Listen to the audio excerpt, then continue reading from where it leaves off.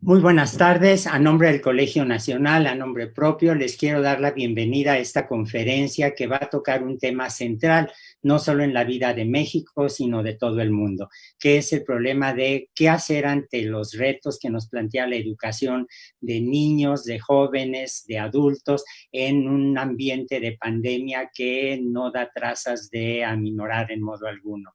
En esta ocasión, quisiera yo comenzar agradeciéndole al señor secretario de Educación Pública, al maestro Esteban Moctezuma Barragán, el haber aceptado la invitación del colegio para impartir esta charla. Quisiera también aclarar que debido a un compromiso que es absolutamente ineludible, el maestro Moctezuma Barragán no podrá responder directamente a las preguntas que se le hagan, porque la conferencia tiene que terminar a las 19:15, a las 7:15, pero ustedes nos pueden enviar las preguntas como siempre lo han hecho. Nosotros se las hacemos llegar a la Secretaría y una vez que hayan respondido, nosotros las subiremos con muchísimo gusto a la página del colegio. Señor secretario, adelante, si es tan amable, está en su casa. Muchas gracias, muy buenas tardes a todas y a todos. Pues en primer lugar agradezco la invitación que me ha hecho el Colegio Nacional para participar en esta conferencia, en especial al doctor Antonio Lascano Araujo. Muchas gracias, mi estimado Antonio, gran investigador, una de las eminencias en el campo de la biología. Es un gusto estar con ustedes. Como saben, junto con las autoridades sanitarias del país, la Secretaría de Educación Pública decidió suspender actividades presenciales y entrar en aislamiento preventivo el 23 de marzo pasado. Esta decisión probó después ser acertada para aplanar la curva de contagios a tiempo y evitar un desbordamiento de la pandemia. A los colegiados y a quienes nos siguen en esta transmisión, les comparto lo que implicó esta decisión. En términos prácticos, fue sacar de la circulación a 38 millones de personas. Fue como si hubiéramos dejado en casa a poco menos de la población total de España, por mencionar un referente. Nunca, ni durante la propia Revolución Mexicana, y aquí varios de los colegiados podrán corregirme o matizar mis palabras, nunca habíamos estado en la necesidad de cerrar los planteles escolares de todo tipo a lo largo del territorio nacional. Es una situación inédita y una coyuntura extrema. La emergencia mundial más compleja para la humanidad desde la Segunda Guerra Mundial, como dijo la canciller alemana Angela Merkel. Como sistema educativo nacional, en la SEP y en las autoridades educativas de los estados, al tomar una decisión tan importante, también nos tuvimos que exigir y proponer un reto extraordinario, que fue que el proceso educativo de niñas, niños, adolescentes y jóvenes no se interrumpiera, que el aprendizaje no se detuviera. Esto implicó partir completamente de cero. Debíamos completar la etapa final del ciclo escolar 2019-2020, que para el momento de entrar en cuarentena llevaba un avance del 73%. Tuvimos que reconvertir literalmente varias áreas de la Secretaría de Educación Pública. Avanzamos a la mayor velocidad posible y tuvimos que ser oportunos, sobre todo en la capacitación al magisterio para que se pudiera afrontar esta circunstancia. La circunstancia también nos obligó a diseñar un sistema de capacitación a madres y padres de familia, así como a niñas y niños y jóvenes en el uso de herramientas digitales y en educación a distancia. Quiero enfatizar algo que con el vértigo de los acontecimientos de los últimos meses ha perdido su justa dimensión. Con el aislamiento preventivo, los sectores más importantes de la vida pública de México se detuvieron. Pararon las actividades culturales presenciales, cerró la enorme mayoría de los comercios, el entretenimiento, cesaron las actividades en iglesias, estadios deportivos, mercados y plazas, pero la educación no se detuvo. Fuimos el primer sector del ámbito gubernamental y de la vida pública que simultáneamente entró en cuarentena, pero se mantuvo activo. Y vamos a ser el último sector en regresar a la actividad, porque precisamente lo que permite gradualmente ir abriendo la economía es esa reserva de 38 millones de personas que no están yendo a clases y a lugares públicos. Logramos rescatar lo esencial en educación, que el vínculo escolar entre el magisterio y sus alumnas y alumnos continuara. Para nosotros, eso es la escuela, ese vínculo entre maestro y alumno, no necesariamente solo la infraestructura. Y este es un primer esbozo de nuestra realidad ante la pandemia. Ahora permítanme contextualizar a más profundidad. México es un gran país en el que su compleja composición aún subsisten grandes problemas estructurales. Si nos preguntamos por qué no hemos resuelto nuestros problemas, una posible respuesta es porque en general las políticas públicas siempre se han diseñado de manera homogénea, como si fuéramos un país uniforme.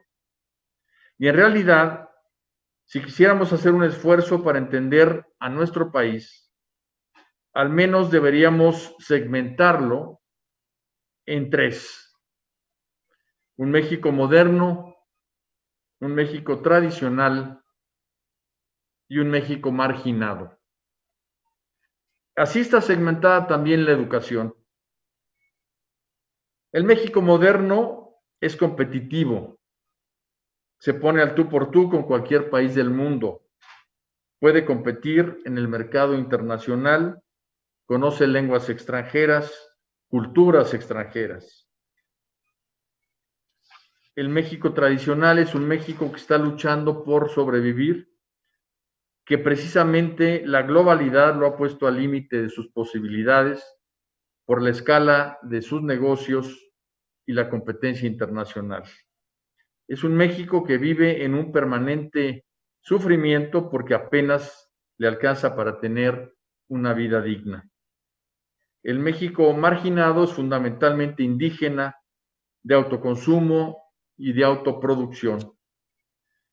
Esto se debe a que en general en toda Latinoamérica y en particular en nuestro país, la conquista, la colonia y la evolución histórica ha generado una sociedad dividida entre indígenas, mestizos y criollos.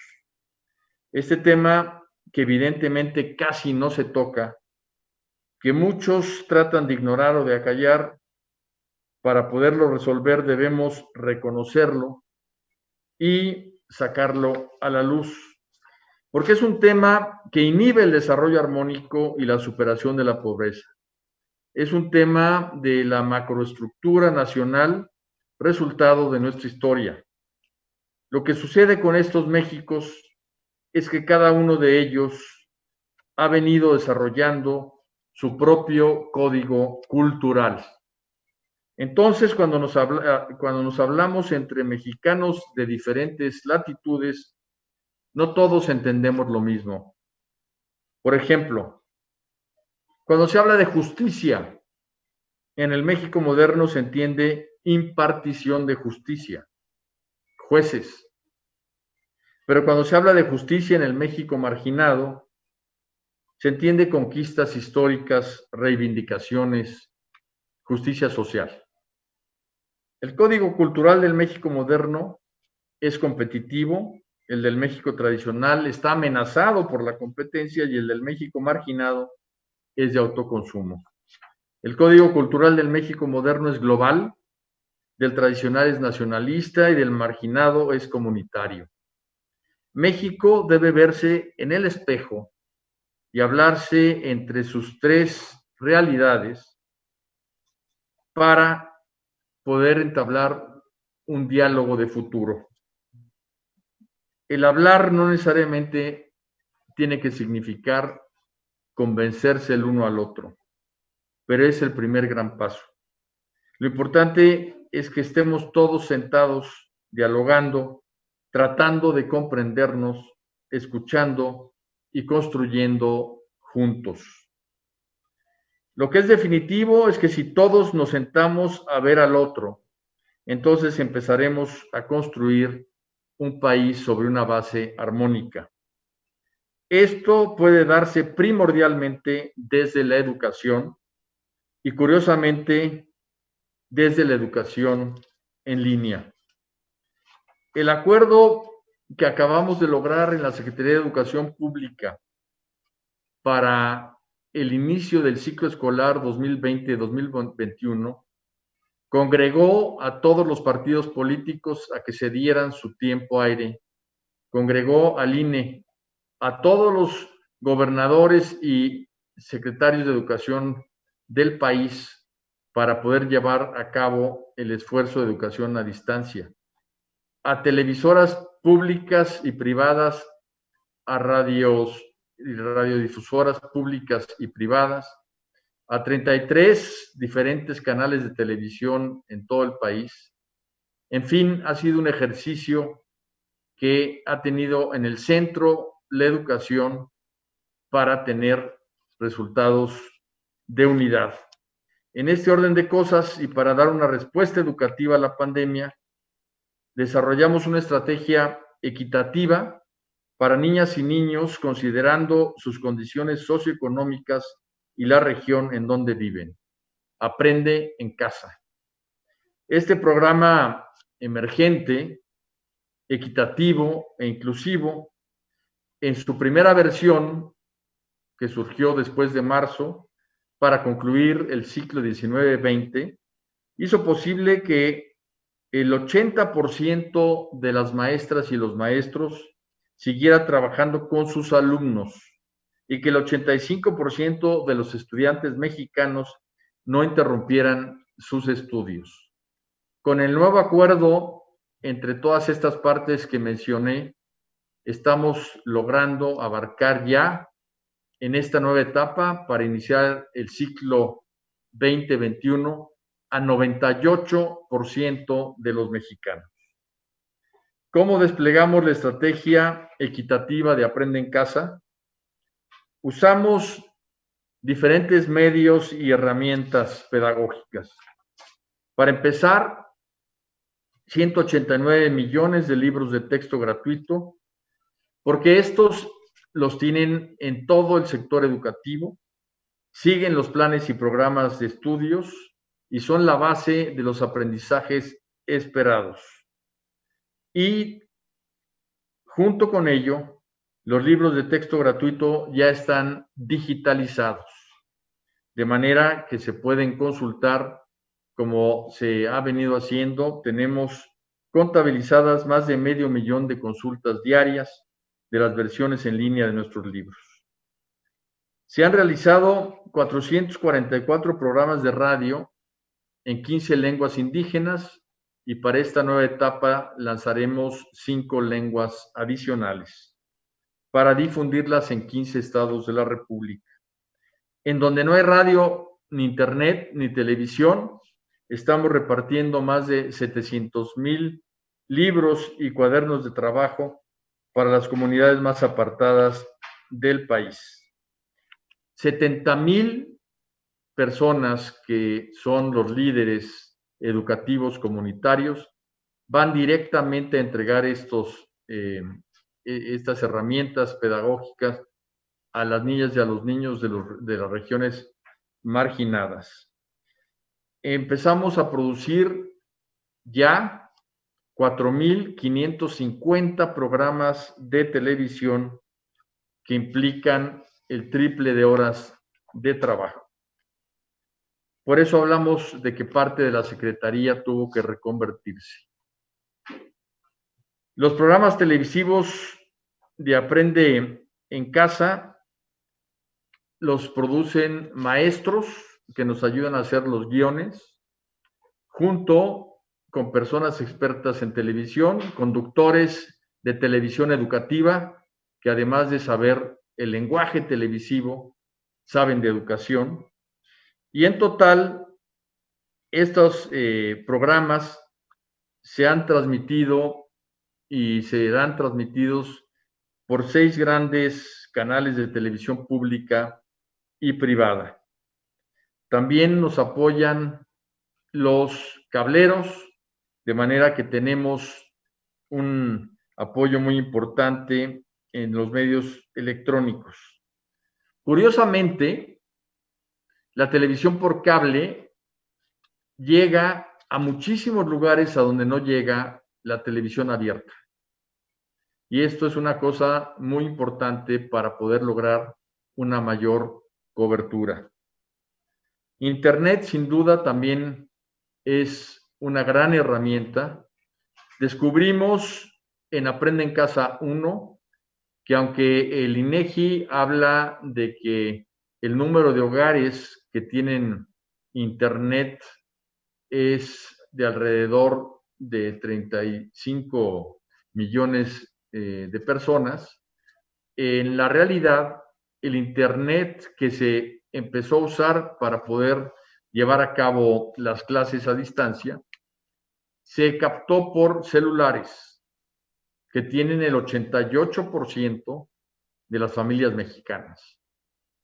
Esto nos da un panorama muy claro de que en breve podremos fortalecer la educación digital y en unos 2 años en que, como nos ha dicho el señor presidente, tendremos conectividad en todas las escuelas, la pandemia pues nos ha preparado para tener robustos contenidos educativos y para tener una capacitación que se demuestra en cifras que son realmente sorprendentes. Solo mencionaré 2. La primera es que se capacitaron en herramientas digitales en el mes de junio casi 1 millón de maestras y maestros. Esto es un salto adelante cualitativo en la educación pública mexicana y además conseguimos que se le dieran de manera gratuita a 15 millones de estudiantes sus cuentas en Internet, lo que también significa un avance espectacular. Por ello es que en educación vamos a tener claroscuros. Por una parte vamos a tener rezagos, pero por la otra avances. Y esto nos lleva a la estrategia de regreso a clases, en donde cuando regresemos de manera presencial, que será solamente cuando haya semáforo verde, entonces se podrá hacer una evaluación diagnóstica personalizada. Hemos estado capacitando a las maestras y a los maestros para poder darla de manera personalizada y descubrir así el avance individual, porque la pandemia ha tratado de una manera diferenciada a nuestros estudiantes los rezagos y los avances para poder seguir hablando, trabajando en materia educativa. Otro tema muy importante es que en educación media superior, 81% de los estudiantes siguieron su aprendizaje en línea durante el cierre del ciclo 19-20 y en educación superior, 92% hizo lo propio. Quiero mencionar que en una encuesta organizada entre la Secretaría de Educación Pública y la NUYES, entre 138 universidades e instituciones de educación superior, el 61% realizó investigaciones sobre COVID-19 y difundió información científica acerca del virus. El 9% de estas universidades e instituciones de educación superior se dedicaron a fabricar, a copiar o proveer insumos, equipamiento y pruebas diagnósticas del COVID-19. Es decir, las universidades e instituciones de educación superior se convirtieron en aliadas constantemente activas y propositivas de las autoridades sanitarias del país. Confirmamos que es imprescindible una educación para la salud actualizada, no solo para mejorar el estado de salud general, ya que el número de defunciones en nuestro país sin duda va relacionada también de manera directa con las enfermedades que tenemos los mexicanos. Por ello es que nace en la escuela pública, en los planes y programas de trabajo para la educación en general, una nueva materia, vida saludable. Es una materia que integrará conocimientos de salud, de higiene, de limpieza, ya que también generará conciencia alrededor del tema de la basura, de nutrición, que es muy importante, y todos ustedes lo saben, de ejercicio, por lo que trabajaremos sobre activación física, deporte escolar y educación física, y también elementos de salud mental, tanto socioemocionales como de la lucha en contra de cualquier sustancia tóxica que también impulsa la vida saludable. Otro de los aprendizajes que tuvimos en esta pandemia es que nunca, como en estos últimos meses, todas las autoridades educativas estatales y la autoridad educativa federal centraron su atención en las niñas, los niños, los adolescentes y los jóvenes. Precisamente el centro de la educación, por primera vez en muchos años o décadas, ha estado al centro. Y esto es algo muy importante que no podemos dejar a un lado. El 3 de agosto pasado, el presidente Andrés Manuel López Obrador precisamente firmó un acuerdo con las televisoras para que el regreso a clases fuese con una estrategia mucho más vigorosa que Aprende en Casa 1, se llama Regreso a Clases Aprende en Casa 2, que va a abarcar a 30 millones de alumnos desde educación inicial hasta educación media superior. Aplica un modelo educativo flexible y equitativo con el que vamos a garantizar el derecho a la educación a través de las herramientas que ya fueron probadas en la primera etapa y que les he comunicado a ustedes en mis palabras previas. Quisiera señalar de manera final que el sector educativo ha cambiado mucho durante la pandemia. En materia digital, sin duda alguna, hemos dado un gran salto adelante. En la forma de aprendizaje también. Las niñas, los niños, los adolescentes y los jóvenes han descubierto qué es ser autodidacta. Han descubierto cómo investigar, cómo generar conocimiento. Y esto es algo muy importante que sin duda nos va a hacer repensar nuestro modelo educativo. Y para ello vamos a necesitar de personas expertas y talentosas como ustedes. Otro tema importante es la flexibilidad. La nueva escuela mexicana, desde hace 2 años, lleva trabajando con mucha convicción sobre la flexibilidad que debemos de tener todos los agentes educativos para adaptarnos a los cambios en algo tan dinámico como es la educación moderna. Y lo que demostraron las maestras y los maestros en Aprende en Casa es su flexibilidad de adaptación, porque fueron el soporte del aprendizaje de las niñas y los niños, y por lo mismo se avanzó mucho en un terreno que había marcado la ruta a través de la nueva escuela mexicana. Yo les hago a todas y a todos ustedes una cordial invitación para ayudarnos en el corto plazo en los programas de Aprende en Casa 2, con las especialidades que ustedes tienen para poder transmitir conocimientos a toda la población. Queremos la gente más preparada para que trabaje con nosotros en estas clases. Y puede ser desde una clase de 15 minutos en adelante hasta todo un tema a lo largo de cuando menos 17 semanas.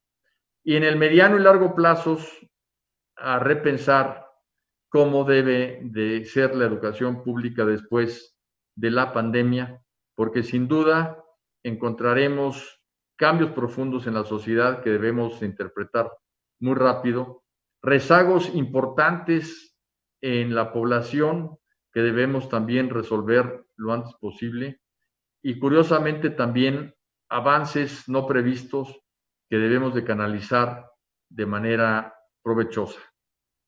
Por su atención, muchas gracias y hasta aquí es mi exposición. Muchísimas gracias, Antonio. Muchísimas gracias, señor secretario. A nombre del Colegio Nacional, a nombre propio, a nombre de quienes nos escuchan y ven, le quiero agradecer muy cumplidamente el que haya encontrado dentro de su agenda, que es especialmente apretada, el tiempo para compartir con todos nosotros estas ideas. Permítame nada más reiterar, como ya se dijo al principio, que las preguntas que haya ya han llegado muchas. Nosotros se las haremos llegar a su oficina. Las respuestas, cuando estén listas, las subimos a la página del Colegio Nacional. Pero sí quisiera, antes de terminar, mencionar una aclaración porque me toca de alguna manera. Ha habido muchas felicitaciones por el uso del cubreboca que trae usted puesto y muchas críticas a que yo no lo tenga. Me uno a las felicitaciones por su uso del cubrebocas. Me explico que por estar en casa no tengo necesidad de usarlo aquí adentro, pero creo que está dando un ejemplo que es muy importante. Y desde luego, más allá de la aceptación, las críticas, las mejoras que se puedan hacer a la postura de lo que usted ha dicho, creo que hay algo que tiene claro, que debemos tener claro todos, y es que la principal prioridad debe ser en este momento la vida de los niños, de los adolescentes, de los jóvenes, en momentos en los que seguimos sin saber bien a bien, por ejemplo, de qué manera el virus puede afectar a los niños. Señor secretario, muchísimas gracias de nueva cuenta. Como sé que usted tiene varios compromisos ineludibles, nada más quisiera yo agradecerle a el señor Emilio Posadas, de la propia Secretaría de Educación Pública, a los ingenieros Víctor López y Juan Carlos Franco del Colegio Nacional por la ayuda que siempre nos brindan para estas transmisiones. Esta es su casa, esta es la casa de todos. Y vamos a hacer el listado, como siempre lo hemos hecho, de las actividades que hay a lo largo de esta semana en la que todos están invitados. Gracias de nuevo, señor secretario. Muchas gracias, un saludo de corazón y nos vemos pronto. Perdón por retirarme, pero ha sido muy grato poder pues tener la oportunidad de hablar ante ustedes. Gracias.